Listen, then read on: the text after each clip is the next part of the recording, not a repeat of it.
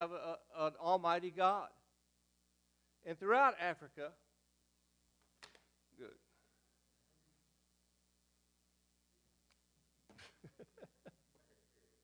So our world would have people down here and,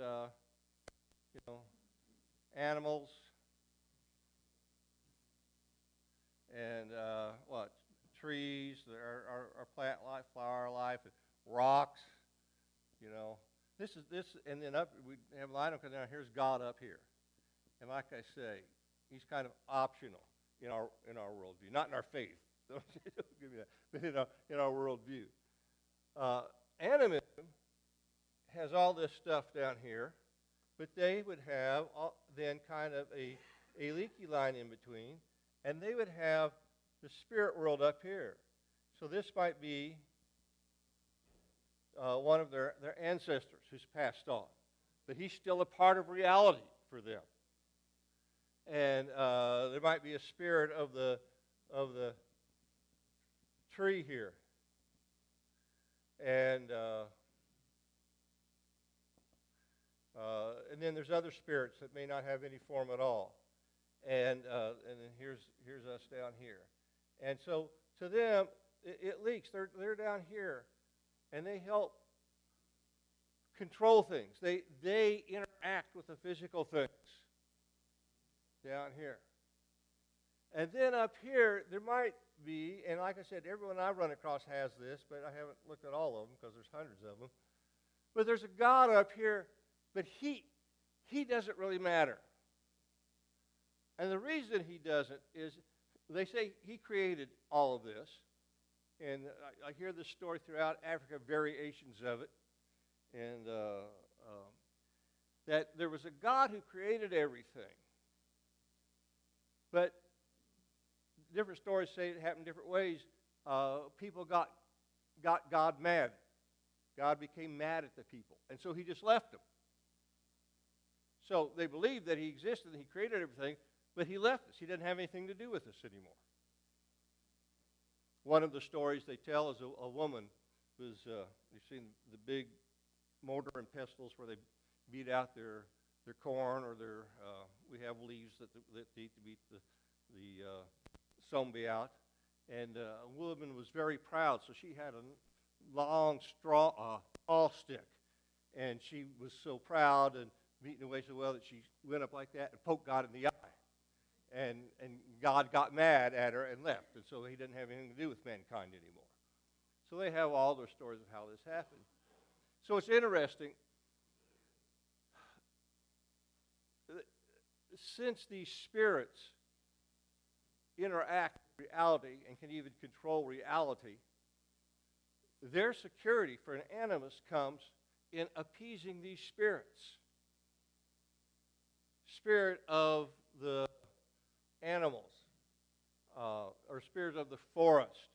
We're going out hunting today. What can we do to get you spirits to make sure that we will catch something, that we'll have something to eat for tomorrow? Spirit of the clouds. What can we do to get you to make sure it doesn't rain while we're out hunting? I had a friend who was visiting us in Zaire, living out in the jungle village. And the preacher came in one day and was very upset with me. He said, "You let your friend go out hunting with the pygmies." And I said, well, yeah. He said, well, that's terrible. I said, well, you all go out hunting with the pygmies. Why couldn't he? He said, well, because something bad might happen to him. Yeah, but something bad might happen to you when you go out hunting, so what's the difference? Well, the difference is he doesn't know how to appease the spirits, and we do. So he doesn't have the spirits protecting him. A tree might fall over in the jungle and kill him.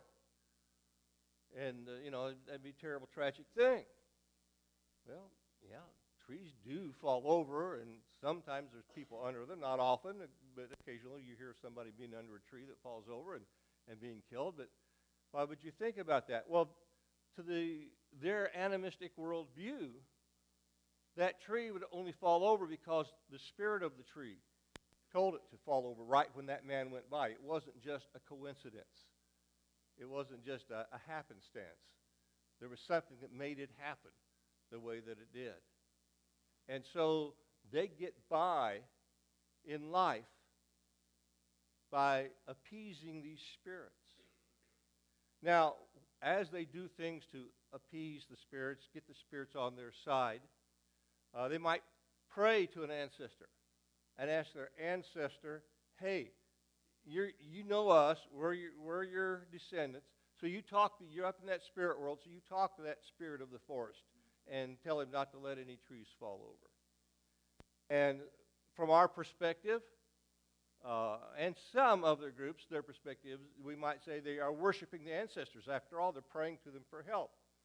For their perspective, I'm not worshiping them any more than I was if I went to him when he was down here before he died and I went to him for help. I'm just, he's still my ancestor. And the fact that he died doesn't change that. It doesn't mean that I'm worshiping any more than I was before he died. Other groups would see that more of. So some people will analyze the animistic religions and say, oh, they have thousands of gods. And again, it depends upon this particular form of it. Some of them may look at it that way. But others may look at it and say, no, there's only one God, and we can't worship him because he separated himself from us. But there are all these spirits out here, and we have to interact with them. They're just a part of reality. And,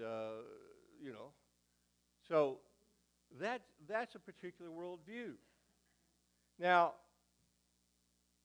the burden of that worldview is that the connection between the physical person and the spirit world is always ambiguous.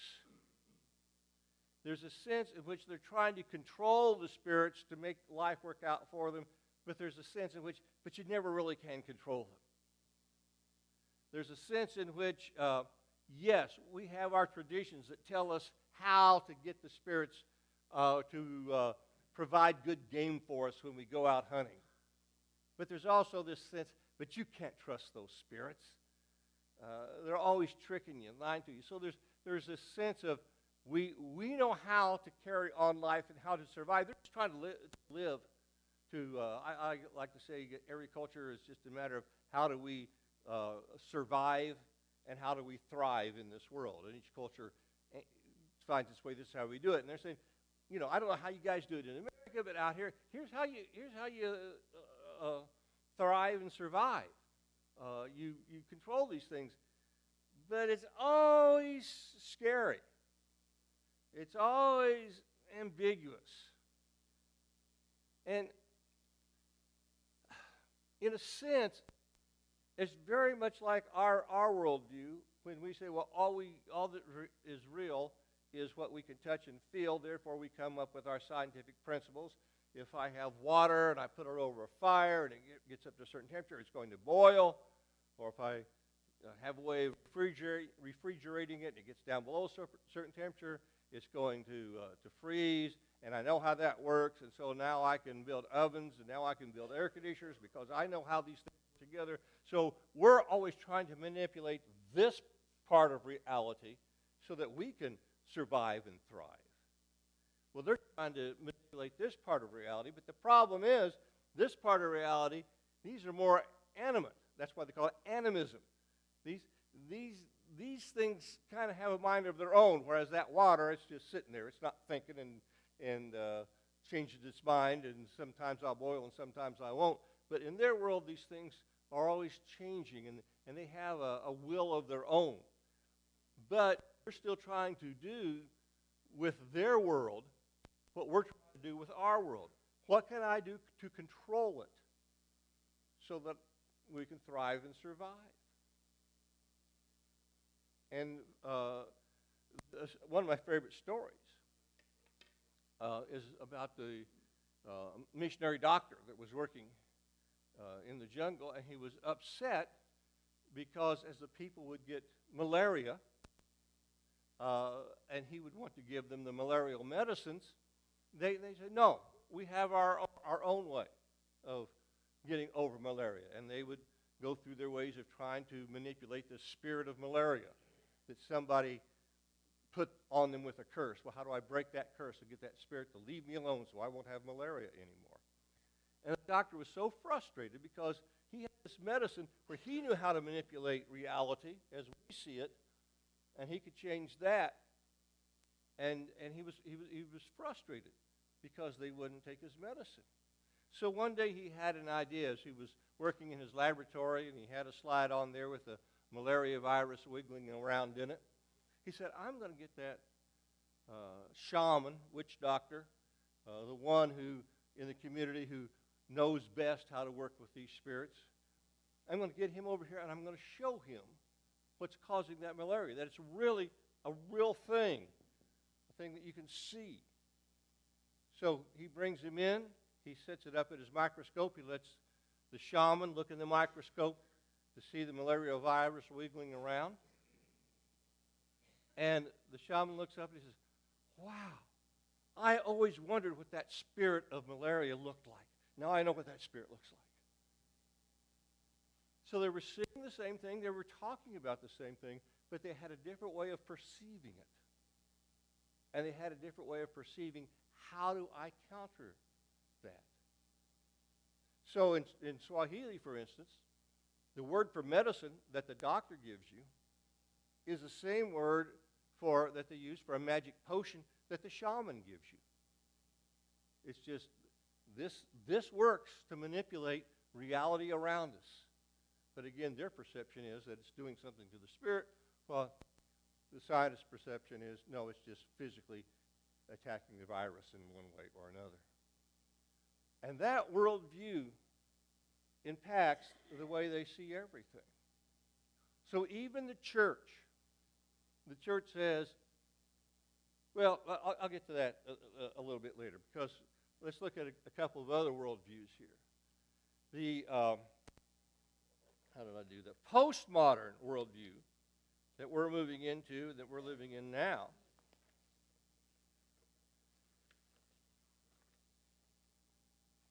says, you know,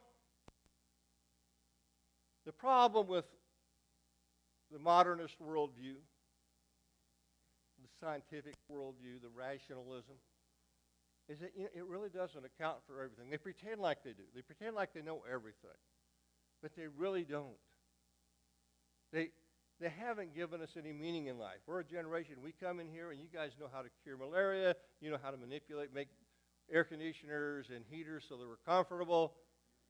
But inside, you haven't done anything for me. And even, the psychologists, as they work with people, they're very troubled. I don't know what your experiences are with psychologists and counselors. I've had quite a bit of experience with them, with problems that we've had in my family. And it's always, well, come back for another session, come back for another session. They don't really deal with the deep inner needs that we have. The need for meaning, the need for significance. Where's that come in the scientific life? It's just, where is it? The wonder, well, what happens after I die? What do they have? They just leave so much out. The purpose in life, the joy of life. Where's that come in here? And about the only place it comes in here, for my generation, I can see a number of you are from my generation, back in the 60s, what did they do? They took drugs. The old mechanical, physical, takes up physical, then it changes your brain. Oh, now I'm happy until my drug wears off. And that was their answer. And even now, oftentimes when you go to the counselor, the first thing he wants to do is give you a drug. Mechanically, he can change your mind, get those endorphins going, make you feel better. But he really hasn't dealt with the real inner issue. And sometimes, don't want to be so negative that I don't acknowledge the fact that sometimes the problem is a physical problem. And that's what you need. You need some working with the physical. But sometimes it's not a physical problem. Quite often it's a spiritual problem. And the worldview of the modern scientific age just didn't address that very well at all. And the next generation, the postmodernists, they knew that. They see that. And so what they say is,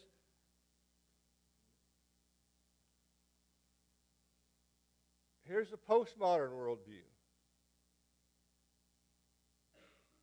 where we have our reality, but we believe there's other spiritual reality there.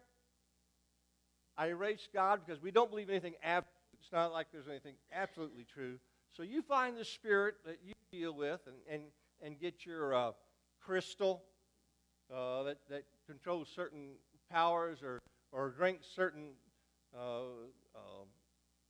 don't know, power drinks or whatever. You find your way of working with these powers out here that give you that extra boost, that extra edge in life, that extra meaning in life. And there's kind of almost no rules for guiding it, but there is an awareness that there's more than just the physical. But there's other powers that are here with us, but they're not necessarily above us. That's why I erased this slide. They're not necessarily above us. They're just here. The Star Wars, the Force. The Force is with you. And there's a good side and the bad side, but the Force itself is just a force. You don't pray to it. You don't worship it. It's just there. So you tap into it. So that's what postmodernism is trying to do. It's trying to tap into something beyond the physical that gives meaning to life. They're doing a terrible job because it's not there. It's not the right answer. But they are asking, I would have to say they're asking the right question, which this worldview failed to do, but they haven't come up with the right answer, or they've rejected the right answer. And the right answer is the Christian worldview. The Christian worldview, where's another sheet here? Or the biblical worldview, I should say, since we Christians can't agree on anything. We'll go for the biblical worldview. The biblical worldview is more like the pre-modern. We know that there's the physical world. We read in the Scriptures about spiritual world. And above it all, there is a God. But the difference is this God, he's different. He's above all of this. He's not just mixing in with it, but he also is involved in all of this. And it's in Christ and through the cross that we can connect directly with God. Unlike the Animists who have no access to God, so they just deal with the spirits around them and try to manipulate them, we say, no, God controls everything, including these spirits, so we just deal directly with God through Christ, and he takes care of this for us. And he guides us to take care of this and all that, but we don't appeal to our passed on ancestors or to any spirits up there. We appeal directly to God. And then he guides us in working with. And some of the greatest discoveries of mankind, the discoverers would say, God led me to this. God helped me discover this. I'm dealing with that which we see and touch and is real, but there was something above it all that showed me how to put this together in a way that makes life better for us. And so we deal with God. Now, the problem comes in. Excuse me, getting a little dry here.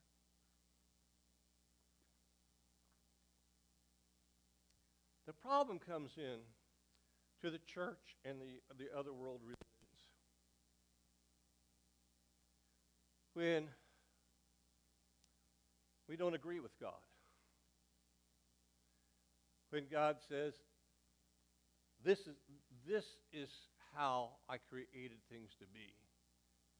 And we go, I don't like those rules. I don't like those rules. I created you to share with one another and care for one another. Well, I don't like you guys. I don't want to care about you. I don't want to share with you. I'm going to make up my own rules. And so, how do I survive and thrive then? Well, I start saying, I'm going to manipulate things about me and live as if there were no God, which we do sometimes.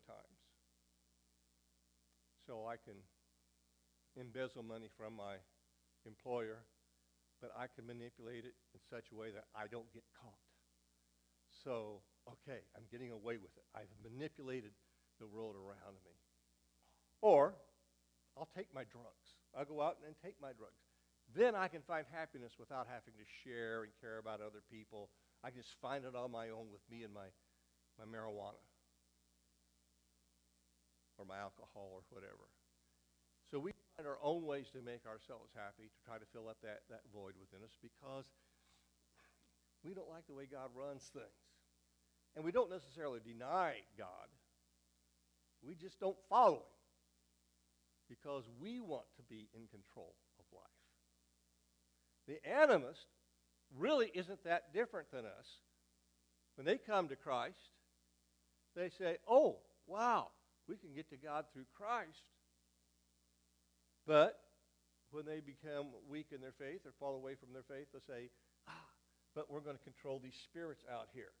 So we'll still keep our talisman, our trinkets, our potions. We'll still use our sorcery, even though we've become a part of the church.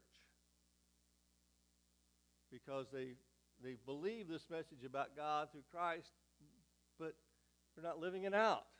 And sometimes because they don't know how to live it out, because the people who taught them about Christianity only taught them about how to take care of this stuff, because we came from America. America doesn't believe in this stuff, the spirit world, you know.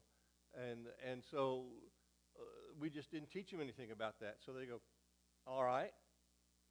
You know, the Americans didn't teach us anything about this, so I guess we just have to do this on our own. And they're oftentimes taught, oh, you can't do that anymore. That's wrong. But they don't know why. Well, what do I do instead? Well, you worship God. Okay, I got to worship God, but how do I live in this world? How do I survive and thrive? Even though I'm, go to church and I sing some songs, that's good, but how do I make sure that I got food for my family, that there's food out there when I go hunting? I've got to do something. There's a story.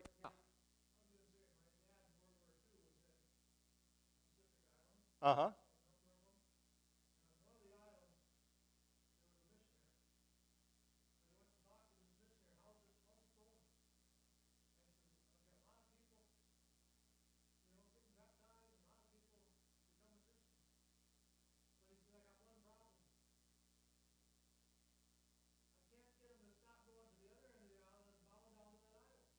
Yeah. Yeah, exactly. Yeah, because they don't know what else to do. They don't know how else to do it. And again, sometimes we don't either.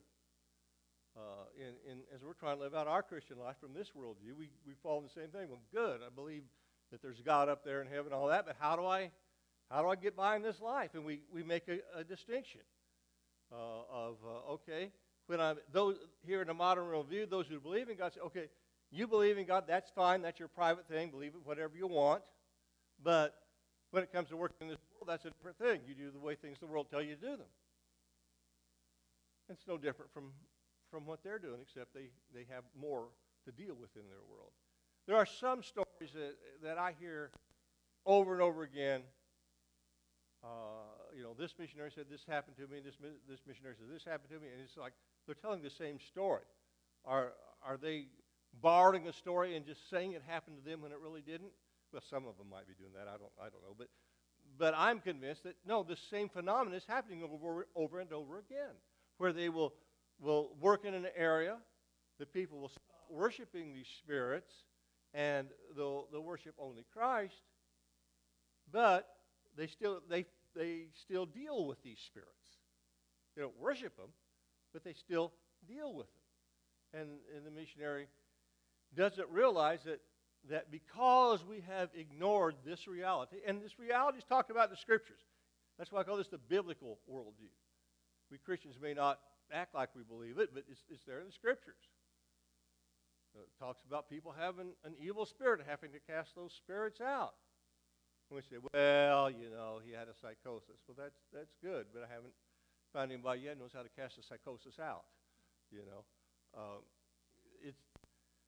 It's hard for me to understand. I don't understand it because I wasn't brought up in this worldview either. But there's a lot in this reality that I don't understand. And fortunately, through Christ, I have a faith that says, okay, God, I don't understand it all, but you do. I'll trust you to get me through all of this. But when our faith in God is weak, then that's when we feel like, no, I've got to find some way of dealing with this world I can't understand, and I'm going to do it on my own. So a lot of times it's something where you have a guy who's a preacher, and he's been trained by the missionary. He's gone to Bible school. He's learned the Scriptures. He's leading a church. He's bringing people to Christ himself. And then you find out he went to the shaman the other day. Well, why did he do that? Well, it's because his daughter got married about a year ago. And it's been a year. And she hasn't had any children yet. And in that culture, to be without children after being married for as long as a year, it's a great shame. It's a sign that there's some curse on you. And the missionaries never addressed that issue, that God has anything to do with that. They never taught them that. They taught them about the cross and about, don't steal and don't kill, but they didn't teach them anything about what do you do if you don't have children after a year of marriage. And they thought, well, okay, the missionaries just don't know about this part of life. So I'll go back to the guy who does, to the shaman. And that's happened over and over again. Now, rightly or wrongly, I tried to take a different approach when I was working there. I was totally dedicated to Bible translation, so I was not the pastor teacher of the people, but I was the only missionary out there in the village, and oftentimes they would come to me. Was out in another village living for a while with one of the pastors out there trying to get oriented into their life, and we were working out in his garden one day, and he stopped. He says, "Oh, that's bad." Well, what's bad? You hear that bird over there? Yeah. Well, that bird is telling us that somebody has died. It's a family member of somebody in this village. Clan member of somebody in this village. Somebody's died. Within the next 3 days, somebody's going to come and tell us that one of our kinsmen has died.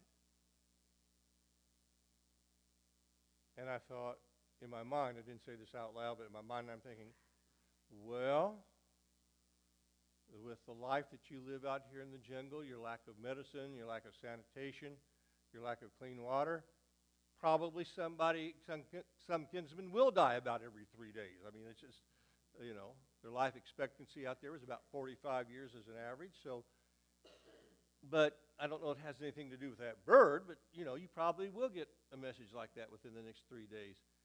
But I didn't say that. What I said to him is, do the spirits ever lie to you?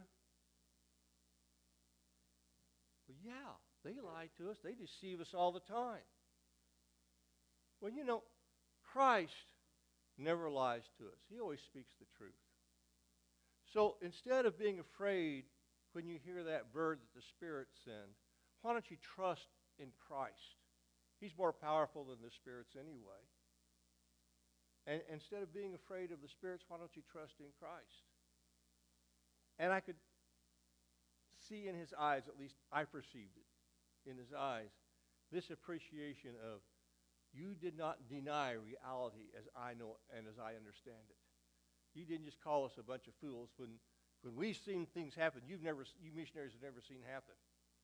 And you didn't deny our understanding of reality. But you did give us a word of hope in Christ that lets us move away from our old ways of dealing with reality and find a new way in Christ to deal with reality. Now, I like to teach about animism Because what they do, and I've already pointed out some points of this, what they do is so much like what we do in the church. We have a belief in God, but we try to kind of independently manipulate the world around us to be the kind of world we want. And I call it pragmatism.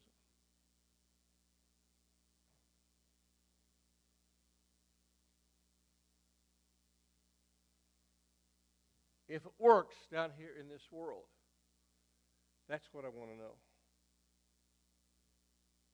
And as a missionary and a teacher of missions, I've become rather disenchanted with the field called missiology. Missiology is trying to tell us what's the best way to do mission. What can we learn about the best way to do mission? Well, boy, why would you be disenchanted with that? Why wouldn't you want to know the best way to do missions? Well, the problem is I got to seeing that as they're talking about the best way to do missions, they come from different churches and different theologies, different denominations, and they don't want to hurt anybody's feelings, so they kind of leave God out of the discussion, and they just talk, how can we deal with this stuff down here to bring people to Christ? Something that will work whether God is involved with it or not. Well, I don't want to build a church that will thrive if God's not involved with it.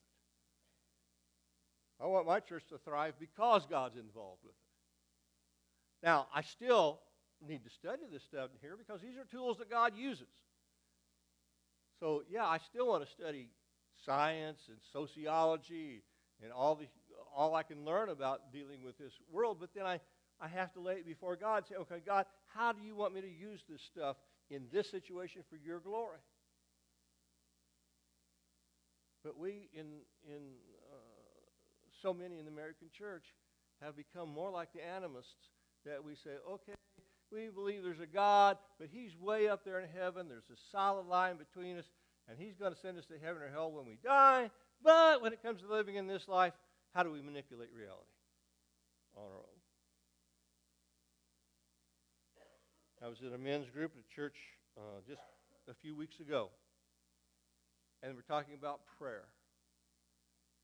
And I'm just working myself through this myself, I'll be honest with you. I mean, I was brought up in this too, and it got ingrained in me, and I keep having to work my way through it also. But they were talking about having to make a decision. And, okay, somebody said, well, I'll ask God for guidance. And the response was, you can probably imagine it. Somebody says, well, yeah, you have to ask God for guidance. But he gave us a brain, and we're supposed to figure things out on our own. And the way he said it was kind of like, yeah, we believe he's up here, but we can't trust that. He might not tell us what we want to hear. So we got to figure out some way that will work, even if God is separated from us. And even the leader of the group, the pastor who was leading the group, says, I have a hard time asking God for things. I feel like I'm supposed to take care of it myself because that's what we've been taught.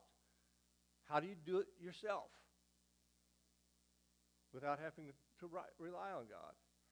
And I remembered back to my childhood. And, I've been fighting this for decades. But my dad, I think he was one of the best dads in the world. And one of the best things he taught me was, Mark, don't want you to teach you how to behave just because I'm watching over you and I'm here and you get in trouble. I want to teach you to behave so even if I'm not here, you'll do what's right, you'll do what's good, you'll succeed even when I'm not here.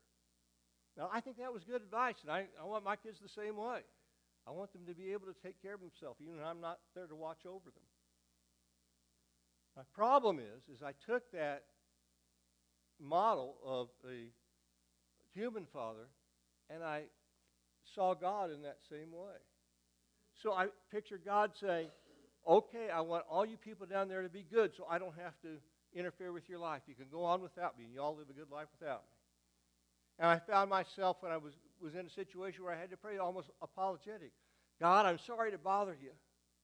I should be able to handle life on my own, but I need your help this time. But I'll be good next week, so I don't have to bother you. So then you can go help those other people who aren't as good a Christian as I am. But if I'm a good Christian, I won't have to bother you.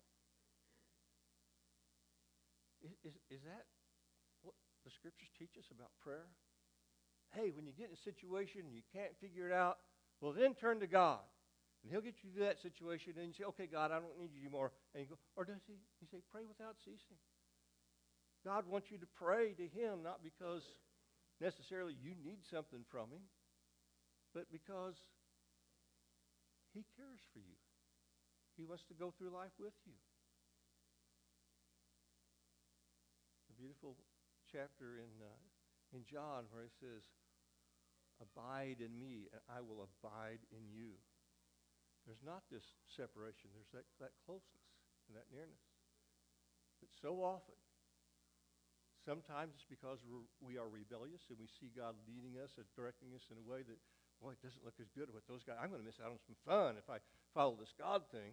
Sometimes that's the reason we do it. Or sometimes it's just because our worldview says, yeah, I know God's up there and I believe Him and I trust Him, all that, but I have got to take care of myself. So I have got to figure out how to manipulate this reality around me without His help. And when I come back the next time, I think I'm getting close. I need to quit probably about 10 till. Give you time for your... Yeah, okay, so I got about 2 minutes. When I come back next time, I'll talk about the difference between Christianity and the other religions, and you'll hear some of the same stuff about there's a difference between faith and religion and what that difference is. And this, what I'm talking about right now, is at the core of that difference. So you can look forward to that for the next time. Are there particular questions in the next few minutes that I can address? Yes.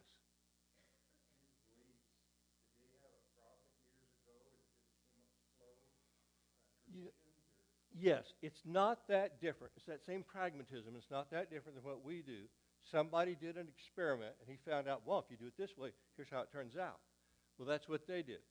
Somebody did something, and it turned out well, and he tells all these people, oh, that's what makes the spirits happy. So it's... Right, yeah, they don't have a...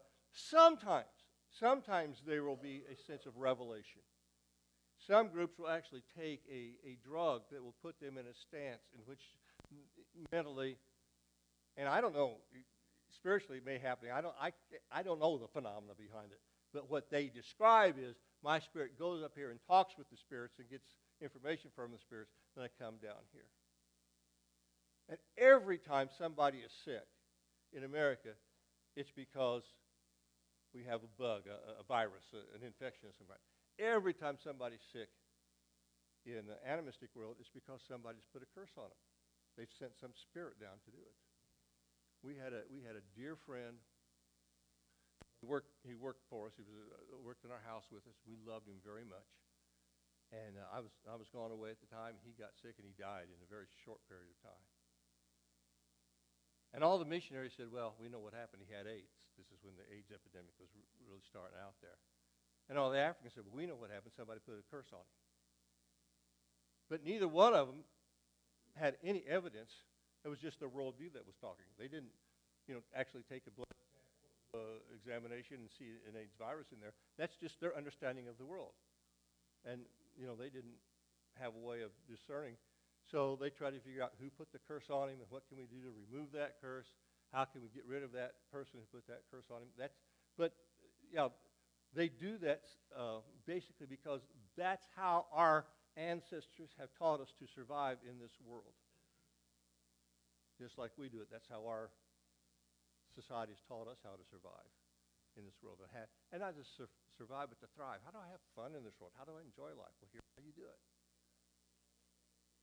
And we look to our whatever works ends up being the rule that they go by. Except they're working with this reality while we limit our work to this reality. That it's whatever works. So, Other questions? Well, like I said, I'll be back. Yeah.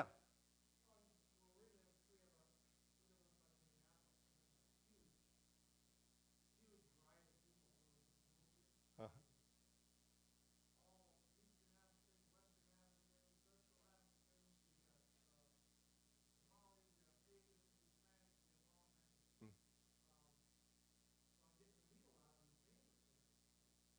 Mm-hmm.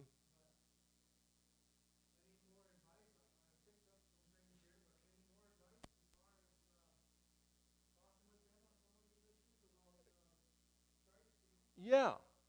Uh, Listen to them and understand that their view of reality might be more close to the biblical view than what ours is. So when you're talking to them, don't talk only on this scale. How can we have a better life? How can we do things right? How are we going to raise our children so they turn out good and get good jobs and healthy? That's good, but that's not all there is in life. Understand that they're talking about this big picture, and then speak Christ to the big picture. Now, I'm not saying that the picture they understand is accurate. They all understand it differently, so they can't all be right. And probably none of them are. And I don't understand it. But I know the one who does. So you don't have to pretend like you understand it, but you can pretend like you believe them when they talk to you. And you can be empathetic, and I understand. You're concerned about this. Well, let's speak to that problem through Christ. He's the Lord of them all. And I would say if they're from Africa, I would say most of them, you can make it appeal. Way back, you don't talk about it much in the village because you can't do anything about it, but isn't there some tradition of a creator God who was way back there and started this all off? And most of them will say yes. And then you can make, well, if he started it all, if we get him on our side, won't that take care of it? And that opens a big door to a lot of them. Now, I'm not, those who don't have that story, or maybe their tribe does, but they didn't hear it, they didn't learn it. I'm not sure where you go from there except say, well, that is the case, So you don't have to deny their reality, but you can say, let me add an insight to it, that even that world that you believe in, there's somebody who rules over that. There's somebody who's, even the ancestors, the Eastern people are very concerned about their ancestors and honoring their ancestors so that the ancestors will not curse them and make life bad for them. They just want to live a good life. That's all they want to do. They don't want to worship anybody. They just want to live a good life. And if they don't honor their ancestors, they're afraid they won't live a good life. Well, if you could say, yeah, but doesn't your ancestor have a father that he has to honor? And doesn't he have a father that he has to honor? Who's the father eventually that all of us have to honor? So I'm not disparaging my ancestors by following God. I'm saying he's the prime ancestor. He's the beginning of it all. And you can go back to the genealogy in the Gospel of Matthew, I believe, where it says, and Abel was the son of, or Seth was the son of Adam, and Adam was the son of God. And say, see, there's your ancestry. Yeah. We look at those genealogies, and we go, well, glad I got that over with. Read that, now let's get on with the story. But I've heard of different missionaries working in Papua New Guinea, for instance, who said the people never paid any attention to the story of the gospel until we got to the ancestry. And they said, wow, this man can trace his genealogy all the way back like that. He must be somebody special. We need to listen to him. And the genealogies became the key to opening the door because of their worldview. So just honor their worldview and speak Christ to it. Okay. Thank you very much.